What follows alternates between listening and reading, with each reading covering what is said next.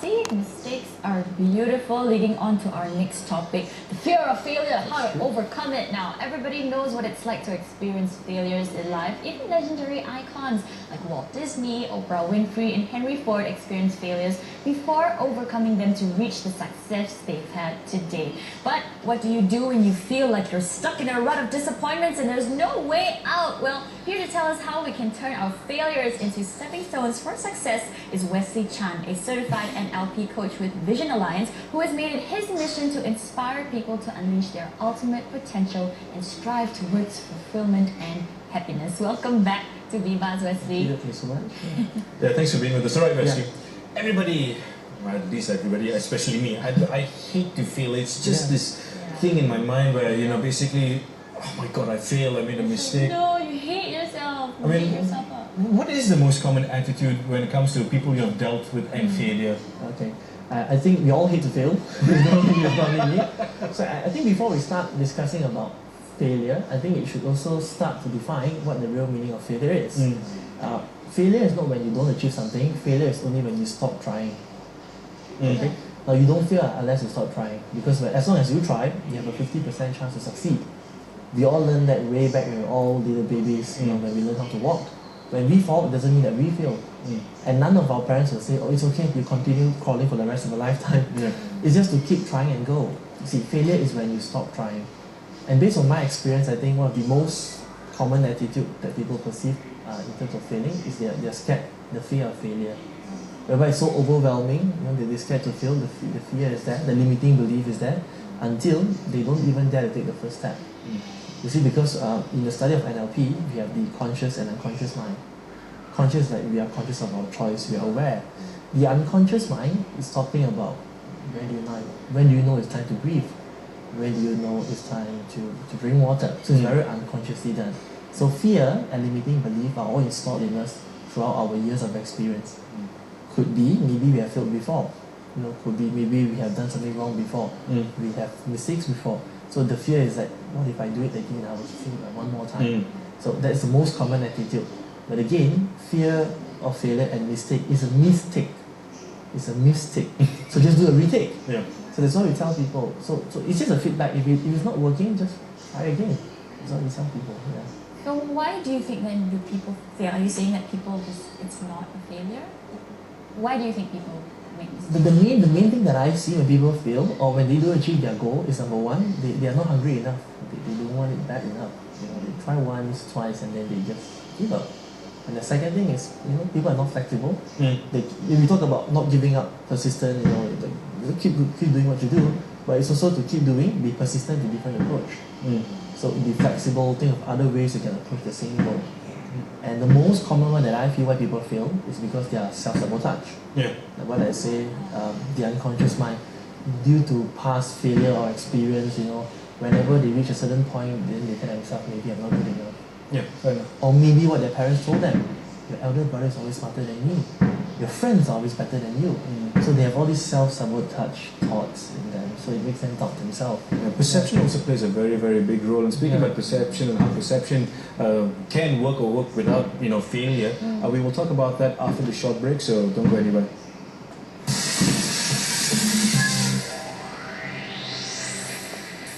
Thanks for staying on the show. Now we have motivational speaker Wesley Chan with us, trying to help us deal with our failures. And just before we went for that break, I was using the big word, perception, and how perception actually plays a very, very big part with regards to failure. I mean, can you just tell how that's correlated?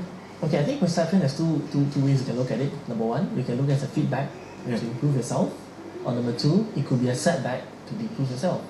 No matter how thin the paper is, there's always two sides to look at it. So one thing about perception, number one, if people tell you that you're not good enough, it's okay. Take it as a motivation to change so that you can learn. So take it as a feedback. Because you believe there is no failure, only feedback. That means it's not working or it is working. The second thing, I think this is also one of the most common attitude I meet people. Perception. People say, you're not good enough. People say that you're too weak, you're not meant for this, you're not meant for that. And other people's perception, they take it as their reality. See, perception is just a belief, other people's belief. Perception is something which is not real. Fact is fact. Perception is perception. So I think being all of us, when we want to do a goal setting or want to achieve our goals, it's also very important to know perception are merely opinions. The world is changed by examples, not opinion. That's very true, man. Yeah. So why do some people often take this advice and they take it so negatively? They give up so easily once they come past a disappointment, or why do they take it so personally? I think it's also based on their ego and pride. Because they have this ego and pride, so people give them perception and then they somehow become proud or ego or arrogant. So when they fail, then they become very self-punishing themselves. So that's one of the main reasons why people always take it very negatively towards them. Yeah.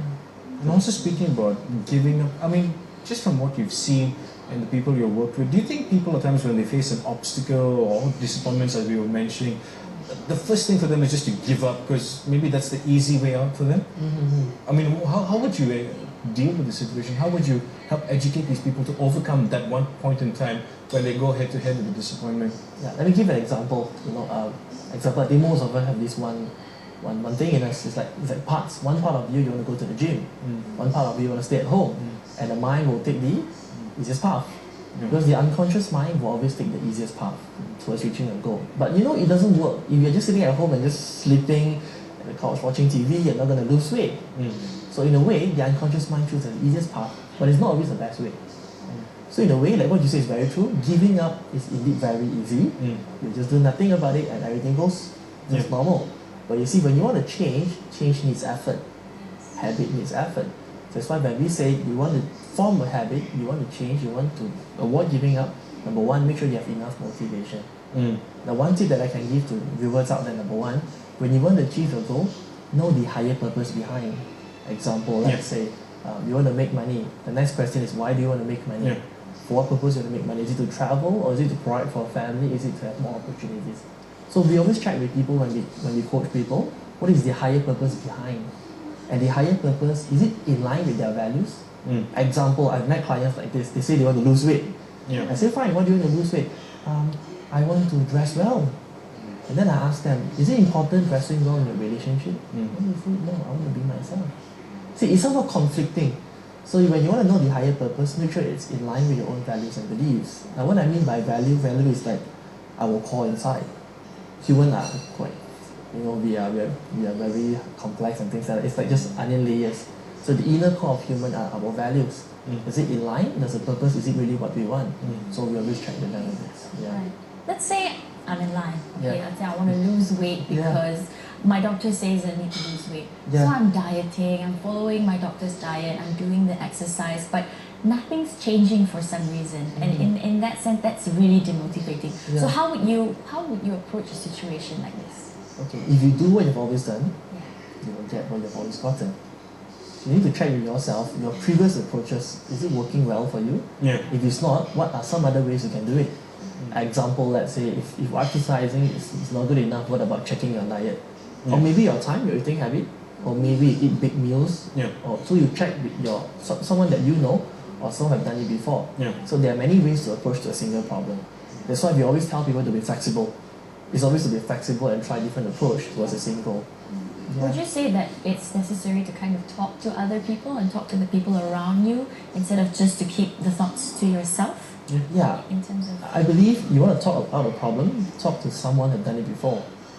Example, talk to someone who have been there before, have done it before, have lost weight before.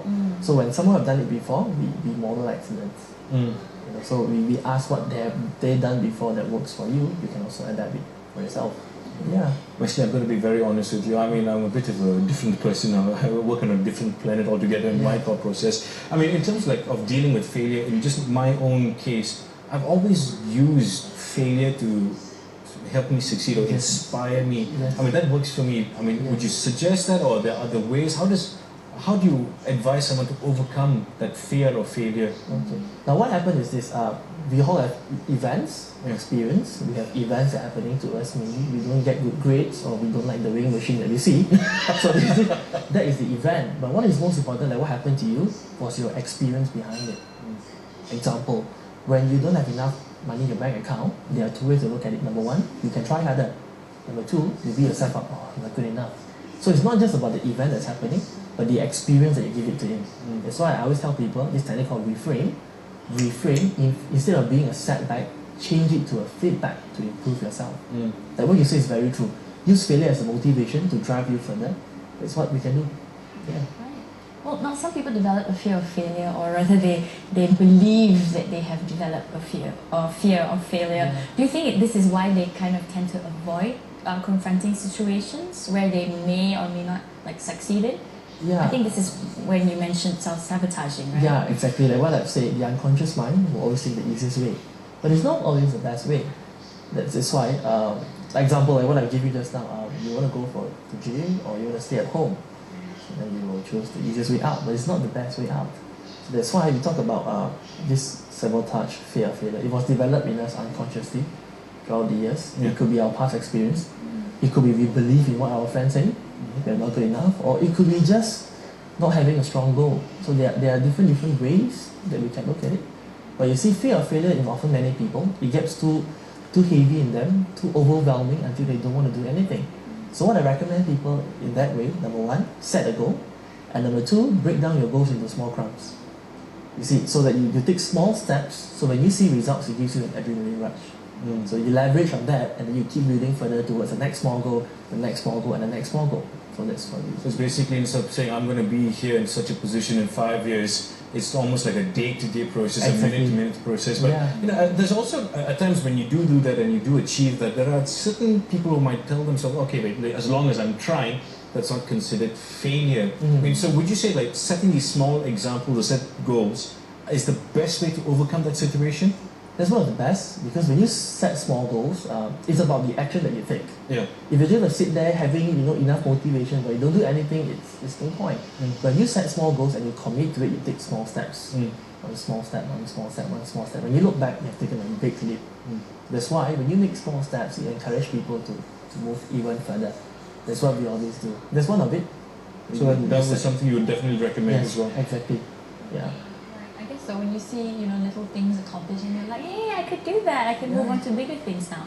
But what about yourself, Wesley? Can you share like a personal experience or something that you've experienced, maybe that you failed and picked yourself back up from? Yeah, of course. This happened many years ago. I was an engineering graduate. I was the co-chancellor in my university. But despite graduating as an engineer, I pursued as a trainer. So when I first started giving talk, motivation speech, training, leadership camps, so it was okay at first. But the moment I stepped into the corporate training world, I had this doubt in me. And the doubt was, I can't train people other than me. What if the managers and CEO, they have better experiences compared to me? So if I stand here, I'll be like a joker in front. So there's this one limiting thought, fear of failure, that even made me like, I don't even dare to step out. So what happened that time was, thank God enough, I met my coach, Kit and Dr. Billy Quick. So they advised me. So they tell me that, see, these are all illusions in you that you think that you're not good enough. So it's a perception in your mind. It's a perception, it's an illusion, it's a perception. It's just a limiting belief. It's a limiting belief. It doesn't liberate you. So then what happened is that then we set out, we plan for small goals. Why don't you do one talk first? Only one. Focus on one instead of focus on 3 years plan. Do only one first. And then I did. When you did one, and then you feel, I can do better compared to last time. So when you have progress and better results, and then you make better results for yourself, and then you started to believe in yourself more, that's when you will liberate your limiting belief. So that's what happened to me, because being a trainer, I'm slightly younger to most of the trainers out there. They have like tons of experience. I'm like, still quite young. So see, that's one thing that I experienced, is the limiting belief, the self-sabotaging me in that time. So how do you change it? Take action. Of course, at first you need to force yourself and take small steps to break it with your results. That's what I did. Wesley, I mean, everybody has their own definition of success and failure. Yeah. I mean, but what you do for a living is basically use techniques and methods to help address the situation. But like I said, different people define it different ways. So how would you use your methodology to define success and failures for anybody out there? So there's one technique that we always ask people is what's important to you in your career or in life. We find about values. So because in all of us there, we have values in us. For example, when I ask people what's important in their life, they might say passion, making a difference, it could be money. There are different things that drive us, and all of us have different values. Like what I say, values are our inner core. What's important to us are all very different. And we always tell people, define success based on what's important to you in your life, based on what's important to you in your career, based on what's important to you in your relationship. But it's important to you, it gives you a drive. Because it's important to you, it's very personal. You know, all of us have different thinking and that. So it's important to you, then you have that click, you know? Yeah. So define success based on your values and beliefs. Not based on what people say. Yeah. People say you must have, you know, this, that. This is what people say. That's what their belief and their perception. Again, it's a perception. But what's most important is on your own belief and your own value. So check on your own value, what's important to you in your life, alright, on your career, on your relationship. Then define success based on that. It could be money or it could be something else. Yeah. Very.